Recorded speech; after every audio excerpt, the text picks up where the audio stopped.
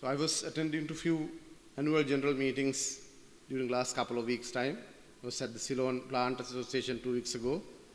So Mr. Veerasinghe, thank you very much for your kind words. I was expecting more severe beating in relation to the erroneous policy decision we made as a government covering the subjects of taxation and also fertilizer. So you've been very kind. And also, we have acknowledged several times the plantation sector suffered heavily because of that particular decision which was made under different intentions.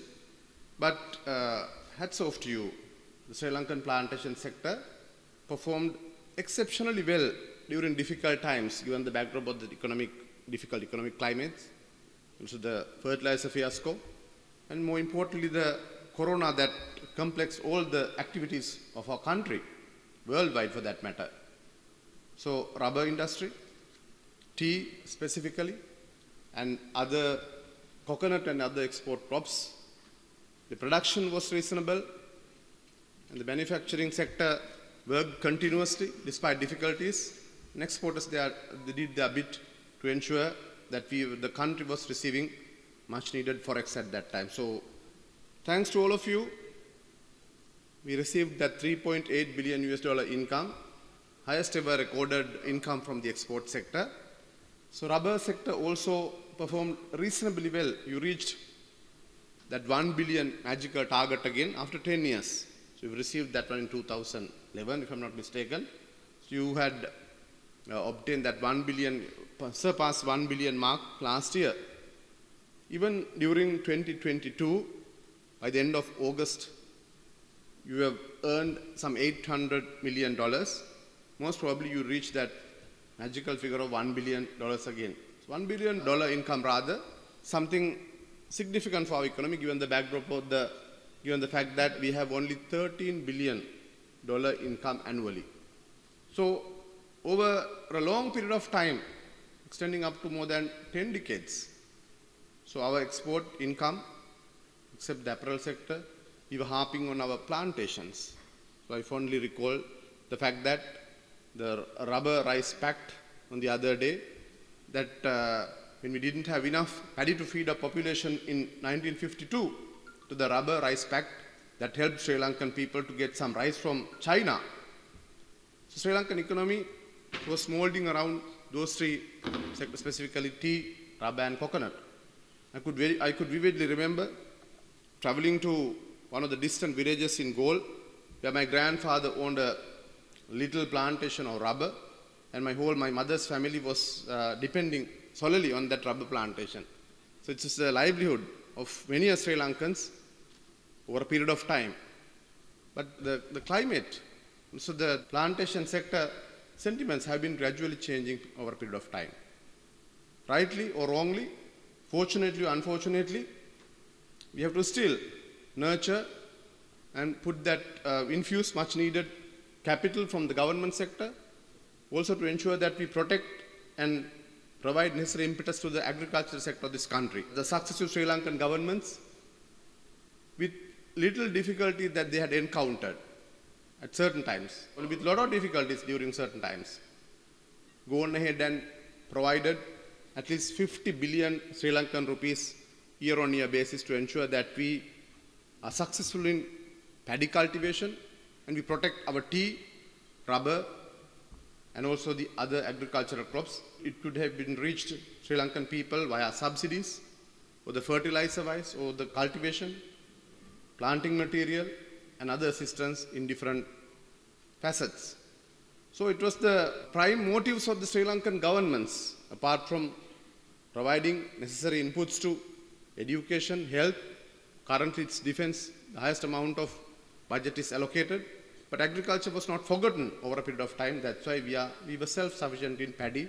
That's why our tea cultivation went up from 1930s, the quantity-wise. Rubber had also gained up to that level until 2010, but it has come to a stagnation since then. The alarming factor here is now your cultivation from nearly 140,000 metric tons in 2010, that nearly halved. It has come down to 76,000 metric tons last year. It's getting stagnant.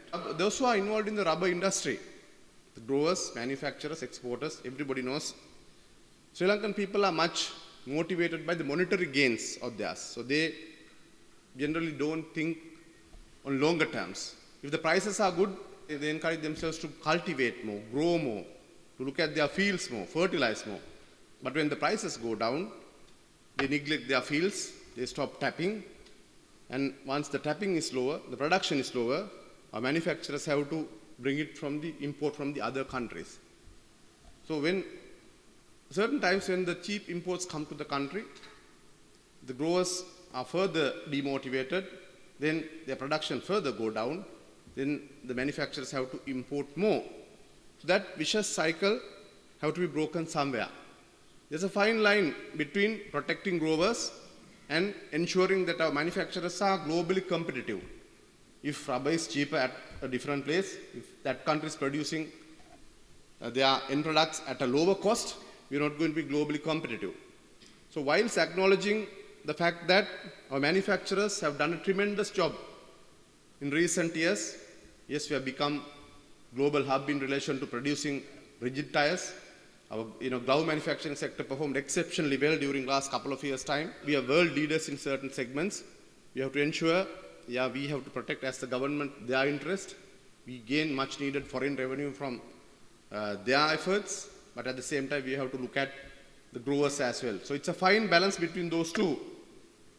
So don't take me wrong. Certain times we have to interfere. It's not that interference is for the sake of the industry. We have to safeguard the growers. We have to ensure that we provide necessary support for the manufacturers and exporters. So it's a two-sided story. Sometimes politicians, they interfere unnecessarily. Take my word for that. The plantation ministry, our secretary was here. All the officials, those who are engaged in this activity, please be rest assured that whatever the support we can provide for the growth and the sustainability of the rubber industry, we will try and provide. There's no two words about it. So that's why historically, we've allocated nearly 1 billion Sri Lankan rupees. Last year also we allocated that sum of money, but due to certain issues, that prevailing economic conditions, there were certain budget cuts, so we could not go ahead that extra mile we wanted to go. We were talking over a period of time about the rubber master plan. So I think it's timely that we rethink, revisit, and re-strategize some of the headings in that rubber master plan, whether it's timely or whether we can go ahead with some of the items that are identified as under 25 different headings. There was a request about the cess covering the exports of Sri Lankan rubber. We can liaise with the finance minister and see how best we can go ahead. If not to stop, we can think how best we can utilize that funds from the cess for the export promotions, identify new markets, and also to identify new products, product development. So whatever the requests that you make as the stakeholders, we would like to entertain them. We would like to look at them positively. We would like to provide that necessary impetus from our side. So that we hope, as Chairman mentioned, starting from 2019, it wasn't a good time for Mother Sri Lanka. Starting from Easter Sunday bomb attacks, all the facets of economy was very badly affected. Our foreign remittances from the workers and also the tourism sector, and then the exports and other financial catastrophes that we encountered. First, it was the Easter Sunday bomb attacks, then Corona, and then the economic catastrophe. Now the world crisis, world is going into recession as predicted by most of the economies. But we keep our fingers crossed. We were speaking to most of the manufacturers and exporters during the course of last week. They hope that things will come back to normalcy within a very short period of time. So let us work together to ensure that we protect and enhance the trade, the growers, manufacturers and exporters together. For that, all the entities that is under the umbrella of Plantation Ministry, Rubber Research Institute, Rubber Development Department, and the Ministry officials would extend the helping hand in whatever the capacity possible. So thank you very much for inviting me, and have a pleasant evening and all the best to you.